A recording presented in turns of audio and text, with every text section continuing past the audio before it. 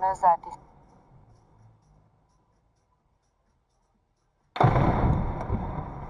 С нынешним президентом США у меня всегда были деловые, исключительно деловые, но в то же время прагматические отношения и доверительные, я бы сказал. И я не могу не согласиться с ним в том, что если бы он был президентом, если бы у него в 2020 году не украли победу, то, может быть, и не было бы того кризиса на Украине, который возник в 2022 году.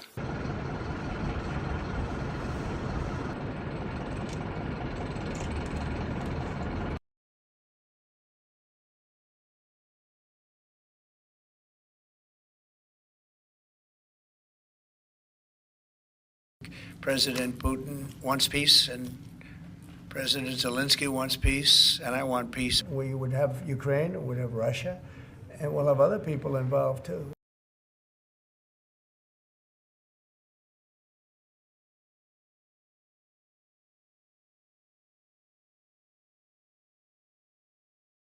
I will meet with Russians, with only one Russian guy, with Putin, only after we will have common plan with Trump, Europe, and we will sit with Putin and stop the war. Only in this case I'm ready to meet, not in other compromises platforms.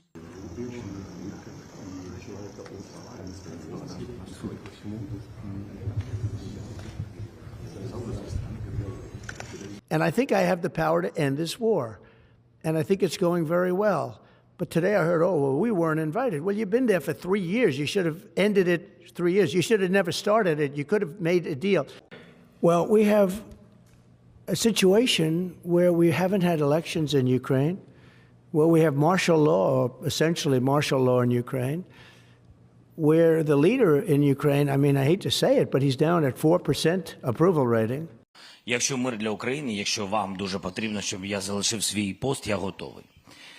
Друга історія, можу поміняти це на НАТО, якщо є такі умови одразу, щоб довго про це не говорити. Я фокусуюсь на безпеці України сьогодні, а не за 20 років. І не збираюсь бути у влади десятиріччя. Тому це, напевно, мій фокус і бажана мрія. President of the Republic of Finland, Alexander Stubb.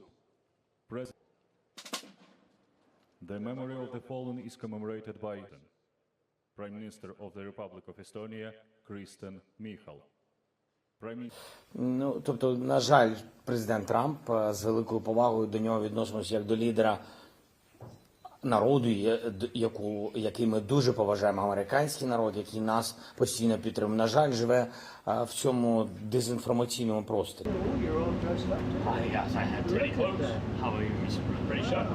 He's all dressed up today. That this war would have never happened. We would have had a deal negotiated for you without having to go through. Mr. President, with respect, I think it's disrespectful for you to come into the Oval Office and try to litigate this in front of the American media. Right now, you guys are going around and forcing conscripts to the front lines because you have manpower problems. You should be thanking the president for trying to bring it into this conflict. Have you ever been to Ukraine that you say what problems we have? I have been to... Count one. Don't tell us what we're going to feel. We're trying to solve a problem. Don't tell us what we're going to feel. I'm not telling you. Because you're in no position to dictate that. That's exactly what you're doing. You're in no position to dictate what we're going to feel. You're gambling with the lives of millions of people. You're gambling with World War III. You're gambling with World War III. We are staying in our country, staying strong. From the very beginning of the war, we've been alone, and we are thankful. I said thanks. You haven't been alone. Cabinet, you haven't been alone. We gave you, through this stupid president, $350 billion.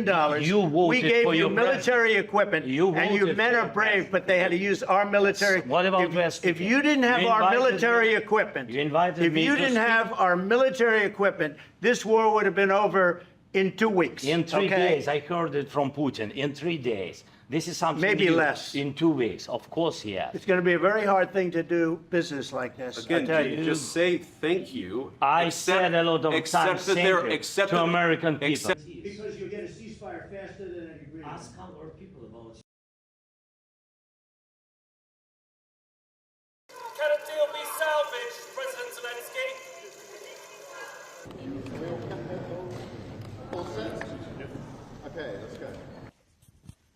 Good morning, everyone. This is a moment for Europe, and we are ready to step up.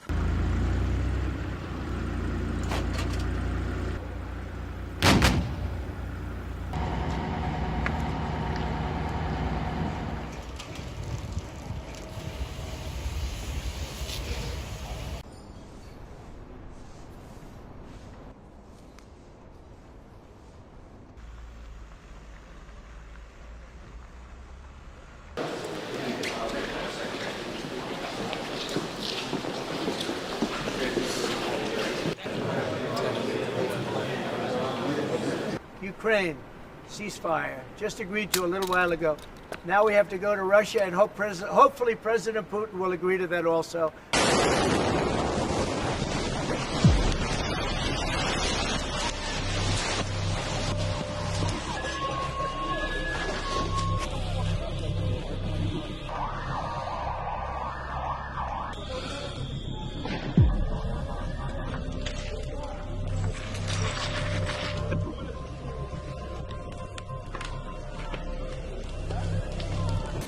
But we're not going to continue with this endeavor for weeks and months on end. So we need to determine very quickly now, and I'm talking about in a matter of days, whether or not this is doable over the next few weeks. If it is, we're in.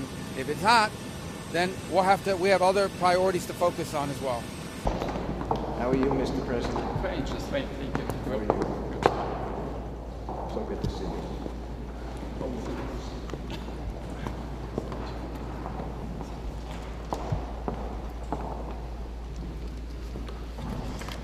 Interpreter? From the embassy? So, okay.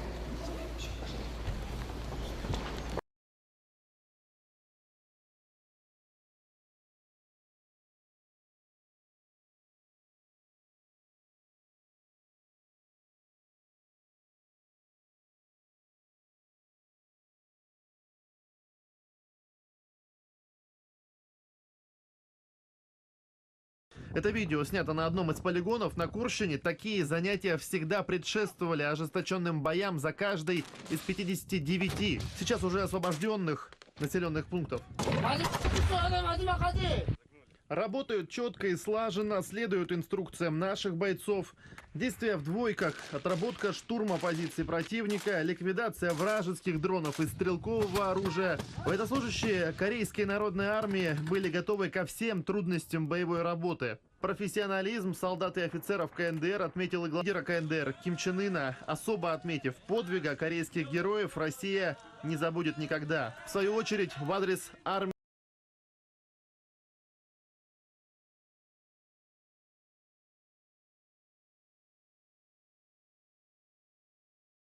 Благодарю вас за активную совместную работу. В сложных условиях, в том числе внешнего давления, доказываются вопросы демографии, укрепления экономики.